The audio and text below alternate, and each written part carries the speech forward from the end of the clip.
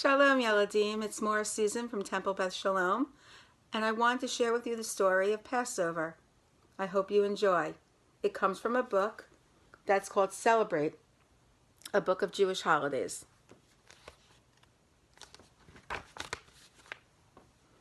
Passover. I hope you can see it. Today the Jews are free, but once, thousands of years ago, they were slaves in Egypt. They belonged to a ruler of Egypt who was called the Pharaoh. They worked all day in the hot sun making clay for bricks to build the Pharaoh's buildings. Every year at Passover, or Pesach, which comes in March or April, families hold a special ceremony in their home called a Seder. The Seder celebrates how and why the Jews won their freedom from the Pharaoh. Each person has a small prayer book called the Haggadah. The youngest child asks, "Why is this night different from all other nights?" And everyone reads from the Haggadah to recall how the Jews escaped from Egypt.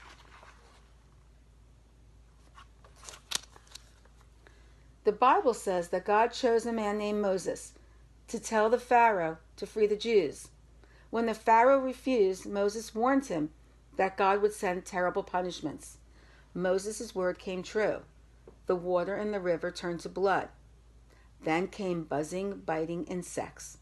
Sickness struck the people of Egypt. Still, the Pharaoh would not free the Jews.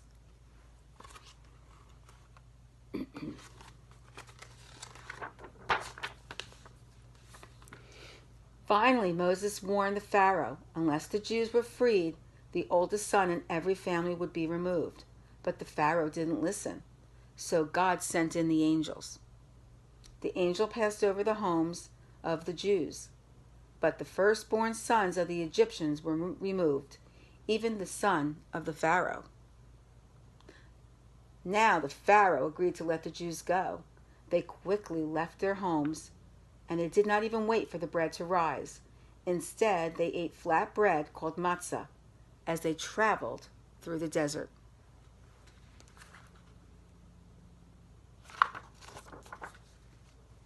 Then, just as the Jews reached the Red Sea, the army of the Pharaoh came racing after them. The soldiers were going to make the Jews slaves once again. The Jews were trapped. The sea blocked their escape. But suddenly there was a miracle. The waves parted and the Jews hurried across. As soon as they reached the other side, the sea closed up again. The Pharaoh's soldiers could not reach them.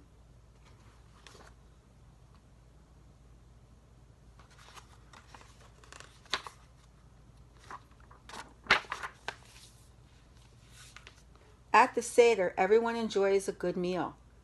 We also enjoy certain foods that remind us of the sweetness of freedom. The first thing is bitter herbs.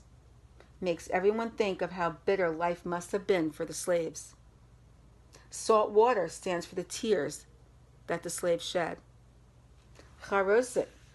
It's a mixture of apples, nuts, wine, and cinnamon in the color of clay that the Jews used to use to make the bricks. And matzah is eaten in memory of the flatbread that the Jews made as they escaped Egypt.